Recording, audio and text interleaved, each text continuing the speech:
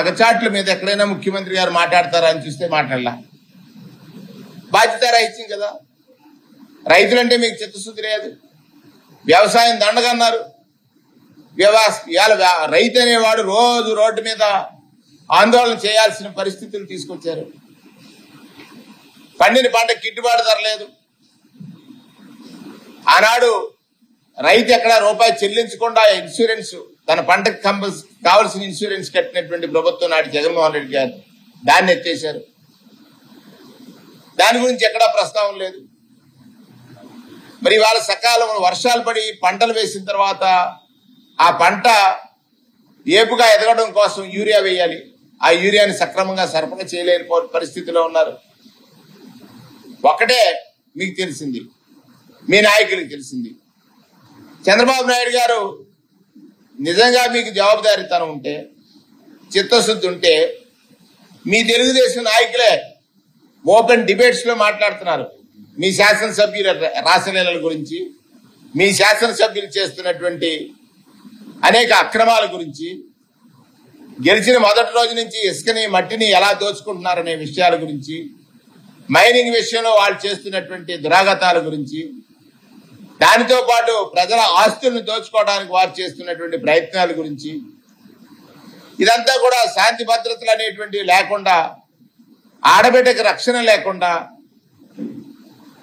ఈరోజు ఈ రాష్ట్రంలో జరుగుతున్నటువంటి అగాత్యాలు చూసినట్లయితే భయభ్రాంతులు కలిగే విధంగా పరిపాలన సాగుతుంది. మీకు ఒక్కడే చంద్రబాబు నాయుడు గారికి ప్రజల కష్టాలు గుర్తురావు, ప్రజల కష్టాలు కనపడవు. రైతుల కష్టాలు గుర్తురావు, రైతుల కష్టాలు కనపడవు. శాంతి భద్రతల్లో మహిళలు కానీ బాలికలు కానీ బాలికల అత్యాచారాలు గురవుతుంటే దాని మీద రివ్యూలు లేవు. దాన్ని కట్టడి చేసే విధానం లేదు. పేపర్లో ఓ ప్రకటన ఇస్తారు, ఆడబిడ్డని చూస్తే అదే ఆఖరి రోజని. ఎన్నిసార్లు ఇచ్చారు ఈ ప్రకటన? ప్రతి కేబినెట్ సమావేశంలో ఒకటి చెప్తున్నాడు ఆయన, శాసనసభ్యులు తీరు మార్చుకోవాలి, మంత్రుల అవినీతి పెరిగిపోయిందని. అంటే నేను అడుగుతున్నాను, రాష్ట్ర ప్రజలు మీరు ఏమనుకుంటున్నారు? మీరే స్వయంగా ఎమ్మెల్యేల పనితీరు బాగోలేదని, మంత్రుల పనితీరు బాగోలేదని, అవినీతి పెరిగిపోయిందని వాళ్ళకు వార్నింగ్లు ఇస్తున్నారు. వార్నింగ్లు కాదు ఇవ్వాల్సింది, చర్యలు తీసుకోవాల్సింది, చర్యలు. అది నిజమైన జవాబుదారీతనం. ప్రజలను నమ్మి మీకు ప్రభుత్వాన్ని ఇచ్చి ప్రజల ఆస్తుల్ని రక్షించమని, ప్రజల్ని శాంతితో జీవించేటట్టుగా చూడాలని చేసినటువంటి ప్రయత్నాలకు మీరు ఎక్కడా కూడా లక్ష్యం పెట్టట్లా, పెడచేమని పెడుతున్నారు. ఇది చూసిన తర్వాత నిన్నంటాడు ఆయన, జగన్మోహన్ రెడ్డి గారట ఎక్కడికైనా వెళ్తే ప్రజలు అంటున్నారట మీరు బాగా చేస్తున్నారు, పవన్ కళ్యాణ్ గారు బాగా చేస్తున్నారు, కానీ మళ్ళీ జగన్మోహన్ రెడ్డి గారు వచ్చేస్తారేమని భయపడుతున్నారు. ఆయన్ని పాతాళానికి, ఒక భూతం ఉంది, ఆ భూతాన్ని పాతాళానికి తొక్కేస్తానంట. అంటే చంద్రబాబు నాయుడు గారికి అర్థమైపోయింది. సింగపూర్ వాళ్ళు చెప్పారా, లేకపోతే దావోస్ లో చెప్పారా, ఈ రాష్ట్రంలో జగన్మోహన్ రెడ్డి గారు మళ్ళీ అధికారంలోకి వస్తే మా పరిస్థితి ఏంటని అడుగుతున్నారా?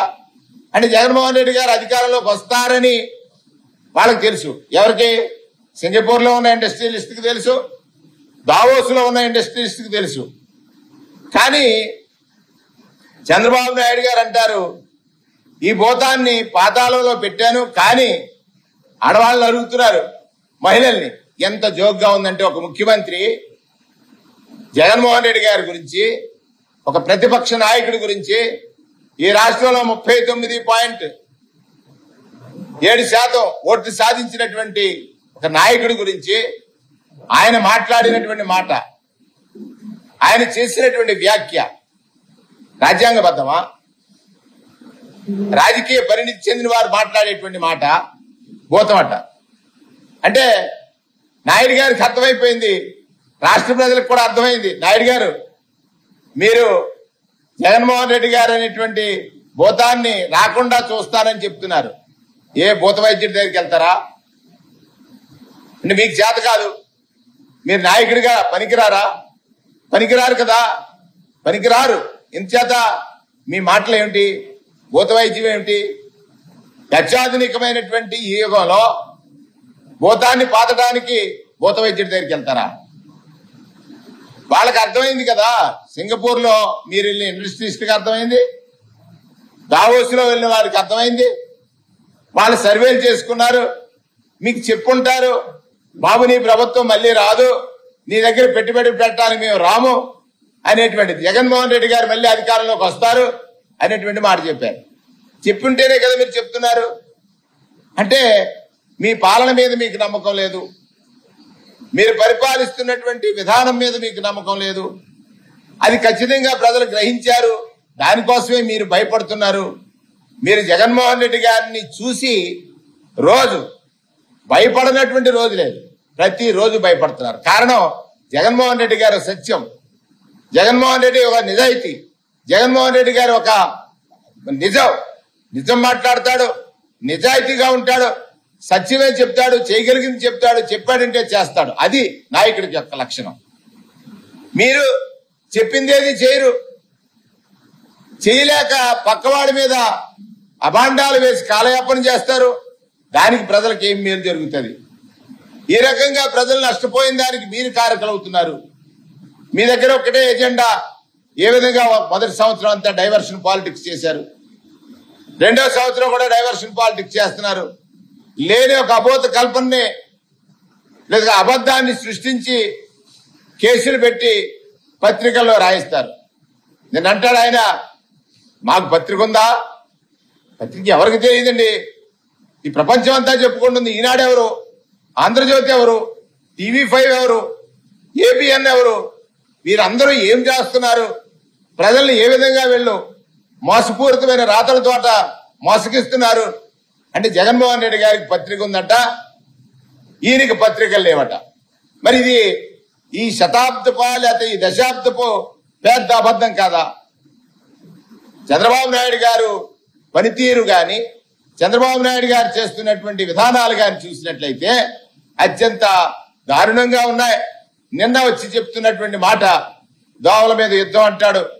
మరి దోమలు ఎక్కడ తగ్గిపోయో తెలియదు. ప్రజారోగ్యాన్ని గాలికి వదిలేశారు.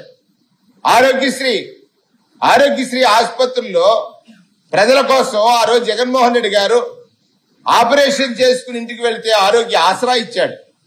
ఆరోగ్యశ్రీ హాస్పిటల్కి ఎక్కడా బకాయిలు పెట్టలే, ఫ్యామిలీ డాక్టర్ కాన్సెప్ట్ తీసుకొచ్చాడు. ఇవాళ మీరు అవన్నీ కూడా నిర్వీర్యం చేసేస్తున్నారు. ఈ రాష్ట్రంలో ప్రజలకు ఒక అవకాశం, ప్రజలకు ఒక నమ్మకం ఏర్పడింది. ప్రభుత్వం అంటే మమ్మల్ని అన్ని విధాలా ఆదుకుంటుంది, దానికి కావలసిన అన్ని చర్యలు తీసుకుంది నాడు జగన్మోహన్ రెడ్డి గారి ప్రభుత్వం అని. కానీ మీరేం చేస్తున్నారు? అవన్నీ కూడా తొంగలోకి తొక్కేసి కేవలం జగన్మోహన్ రెడ్డి గారిని ఏదో ఒక ఆయన లాంటి వాడు పార్టీ పెట్టొచ్చా, ఇలాంటి వాళ్ళు రాజకీయాల్లో ఉండొచ్చా? అసలు రాజకీయాల్లో ఉండకూడదు మీలాంటి వారిని. ఆయన ఆ రోజు ఎన్టీ రామారావు గారు పెట్టినటువంటి సంక్షేమాన్ని అడ్డంగా నరికేసా. 2 రూపాయలు బియ్యం 5 రూపాయలు చేసినా, హార్స్ పవర్ 50 రూపాయల నుంచి పెంచేసినా, సంస్కరణల్ని ఆదిలో తొక్కేసినా అన్ని చేసింది మీరు. కేవలం ఒక్కొక్క ఎన్నికల్లో ఒక్కొక్కరితో పొత్తు పెట్టుకుని ఏదో అధికారం చేజిక్కించుకుని కేవలం నువ్వు పెరుగుతావు, నీ కోట్ల ఆస్తి పెరుగుతావు. నేను సూటిగా అడుగుతున్నాను, ఎదుటి వారి మీద విమర్శ చేసే మీరు స్వయంగా అన్నారు ఒకరోజు జగన్మోహన్ రెడ్డి గారి మీద మీరు